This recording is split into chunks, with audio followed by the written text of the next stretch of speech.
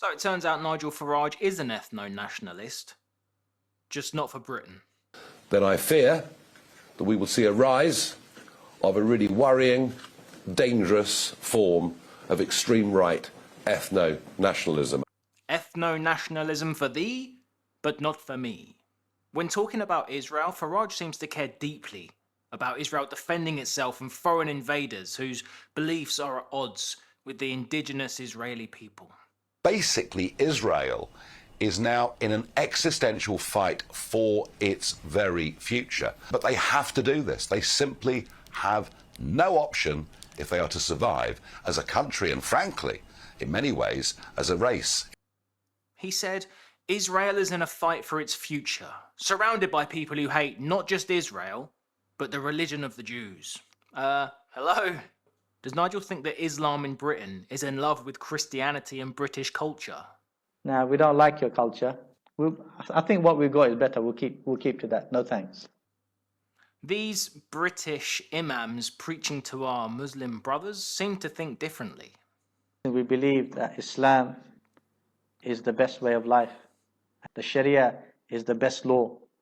No integration, no multiculturalism, no diversity, no tolerance. I got my own deen, you got your own deen. You got your democracy, we got our own Sharia. You got your own free mixing, we got our own nikah. Own cheating within the marketplace, your own credit cards. We got our own economic system. We got our own foreign policy. We got our own deen. Very simple. And British churches definitely don't seem to be very happy about these high immigration levels we've been having over the last few decades. Just look at this chart that shows church fires and immigration. Farage was also very careful not to forget about another indigenous people's rights to their homelands. The Chagosians, of course. Can I ask the Prime Minister, for a government that is full of human rights lawyers, within and without, why do the opinions and human rights of indigenous Chagosians not matter to him at all? And even Keir Starmer and bloody Zach Polanski, they espouse ethno-nationalist positions on Greenland. And Greenland has to be for Greenlanders. The future of Greenland is for Greenland and the Kingdom of Denmark.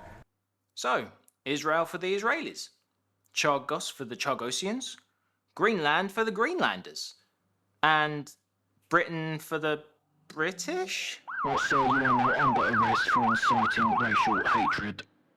This is the Nigel Farage ethno-nationalist position on Israel.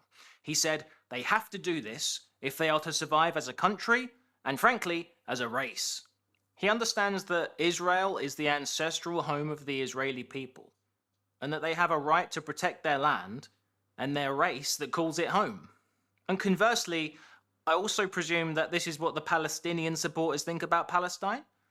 I mean, isn't that what from the river to the sea actually means?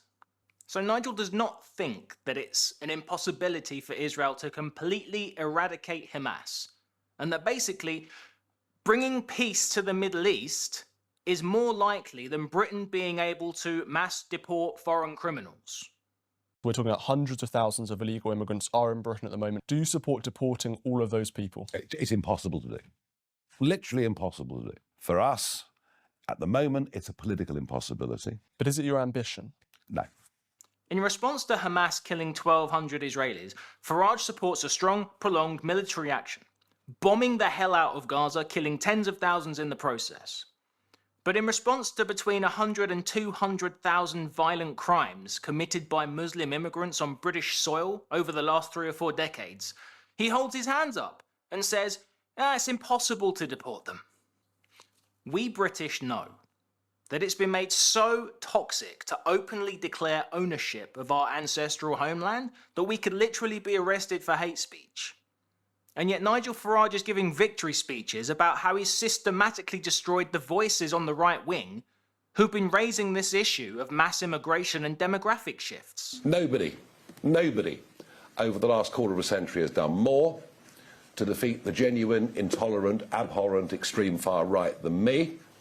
We did it with the British National Party and we'll do it with whoever else follows.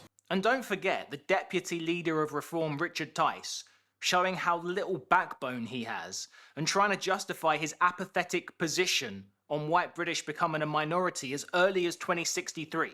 Matt Goodwin recently published some research on demographics in Britain and projections, and he predicts that by 2063, Britain will be minority white British.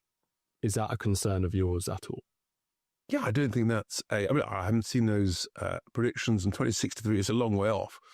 But it's a few decades. Yeah, it's a few decades. Well, it's I'm trying to do the maths quickly in my head, but it's in most people, I'll be long gone, put it like that. Now let's compare those clips to what Rupert Lowe has been saying consistently from day one. We hear so much of the human rights for foreign paedophiles, sex pests and murderers. Is not giving way. What about the human rights of the British people?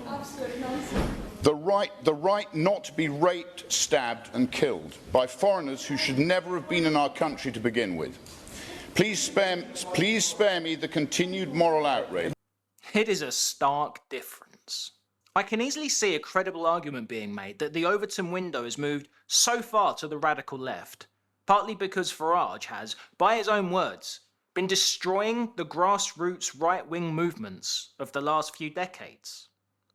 And over those decades, the British people has had to put up with an establishment who have made it politically toxic for Indigenous British people to claim ownership of our ancestral homeland. We have to end this globalist, Marxist nightmare project before it destroys us completely. And Nigel Farage does not have the balls to do this. And frankly, I don't even think he wants to.